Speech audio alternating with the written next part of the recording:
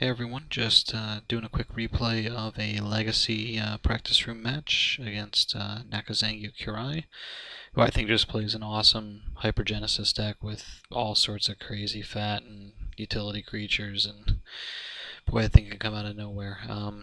But it's fun to play against with my Living Wish deck, because at least I have some fatties to throw in and some utility and Metamorph and everything, so here's a replay of two of the games.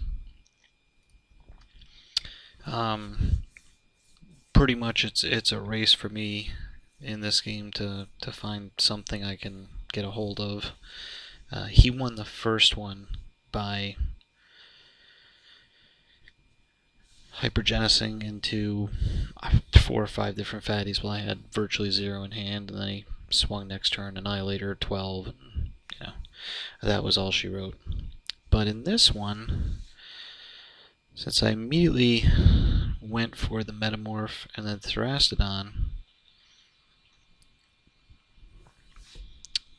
he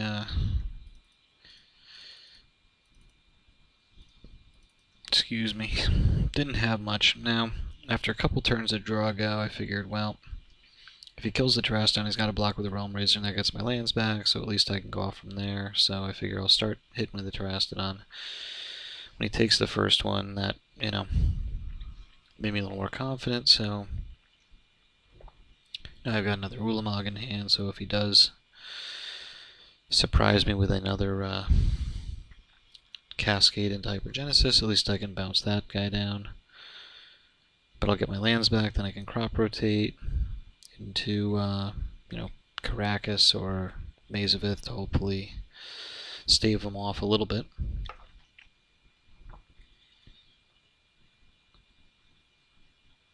So I go for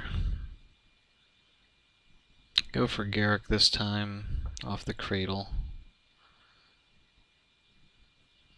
He actually sacks the Misty in response, so I go, fine, I'll go after it with the Slime. I was going to go after the Ardent Plea just to have a target.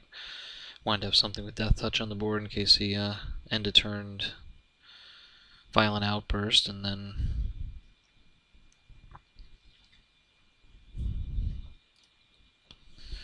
I'd have something to go after him with. So that's what he does. I go to swing with Thrastodon. He does that. Then I Chord of Call with it on the stack for the Metamorph to get Emrakul out of the way. And that's the ball game. So I was actually pretty happy with my gameplay there. That was a tight one, and it's an interesting deck, but managed to draw what I needed. And then in the second one, the third match,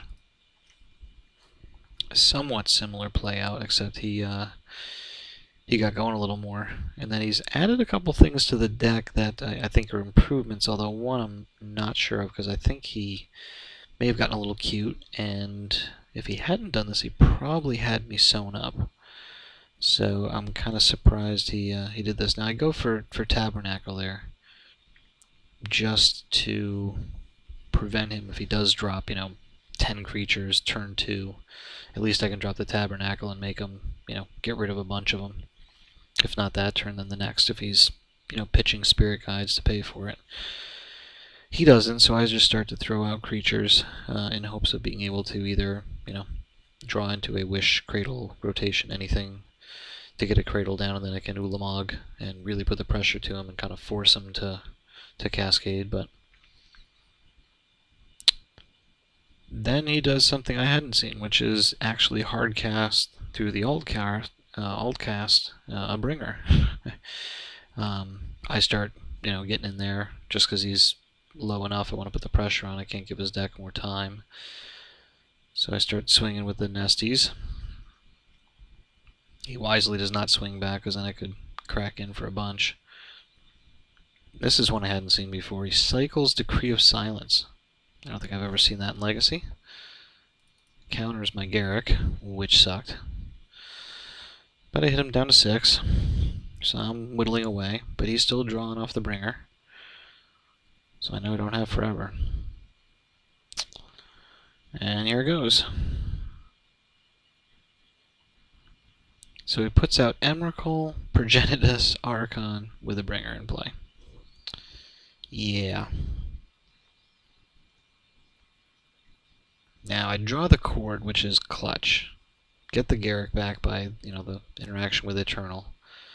And then here's where things get a little fuzzy. He casts Blasphemous Act. And I don't know if he's just being cute. I mean, this wasn't for, tickets or tournament or anything, but pretty much, as long as he doesn't, and this isn't legendary, so even if I've got the cord and he puts me on that, I don't play anything, and maybe I should have when it comes into play, like bounces a creature like a Man of War. So I can't get rid of the Archon. So if I can't attack him, all he has to do is swing with Emrakul and Progenitus, and I'm dead. I mean, I can maze the Emrakul, but he's still going to annihilate me, so couple turns he's going to get through. Instead he does the Act, which clears the Archon and the Bringer, and this allows me to then cord for the Metamorph to go after Emrakul, leaving us with just Progenitus and Ulamog. Of course, then the Angel of Despair comes in and blows up the maze, which sucks. But here's the other crazy thing. He attacks with Progenitus at me.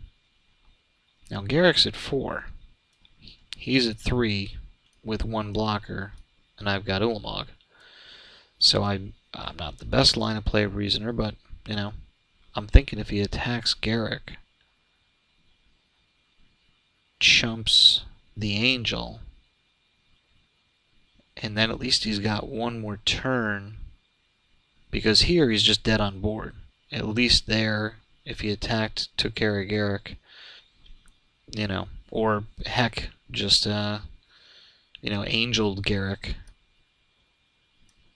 and then attacked me. I couldn't do anything with the maze anyway.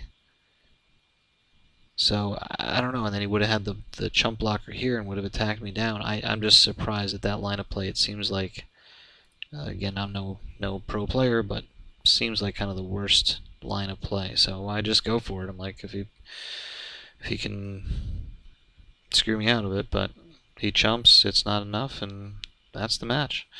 But anyway, just some fun Legacy action, and hope you enjoyed. Thanks for watching.